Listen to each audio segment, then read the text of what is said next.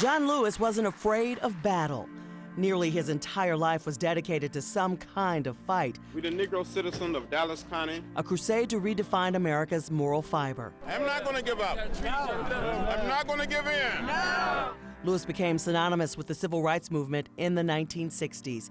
He was arrested at least 40 times and had his skull cracked during the Selma to Montgomery March. It is not easy to be beaten and suffer the blows. Some of the criticism to be beaten on that bridge in Selma. And I think about it, but it been worth the struggle. He went on to represent Georgia's 5th congressional district for more than 30 years. So I've said many times to the young people back in Georgia and around America that when you see something that is not right, not fair, not just, you have to stand up, speak out. Lewis described his battle against stage 4 pancreatic cancer as a rival like none he'd ever faced. He lost the good fight at 80 years old, surrounded by his family. He was the last survivor of the Big Six civil rights activists, once led by the Reverend Dr. Martin Luther King Jr. He is truly a fighter and has demonstrated to be one of the greatest fighters of our time. My father certainly would be very proud of the light that he illuminates throughout our nation and world, and the consciousness that he brings. Our children and their children will ask us, what did you do? What did you say? We have a mission and a mandate to be on the right side of history. Lewis, the son of sharecroppers, was born in Troy, Alabama in 1940, the third of 10 children.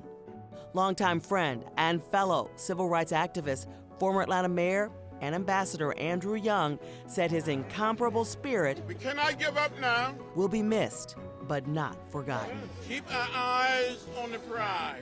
He's one of the strongest, most determined, God-ordained people I know. The time for silence and patience is long gone. And he's been that way since he was a teenager. Lewis founded the Student Nonviolent Coordinating Committee, or SNCC, but caught national attention when he led hundreds of protesters across the Edmund Pettus Bridge in Selma, Alabama. That was 1965. We've become comfortable believing in the impossible. Undeterred by armed police officers, Lewis was knocked to the ground and beaten in what became known as Bloody Sunday. The televised images forced Americans to pay attention to racial inequality like never before. And John led that march when everybody thought it was kind of a waste of time and that we ought to give up. But he's not one who gives up.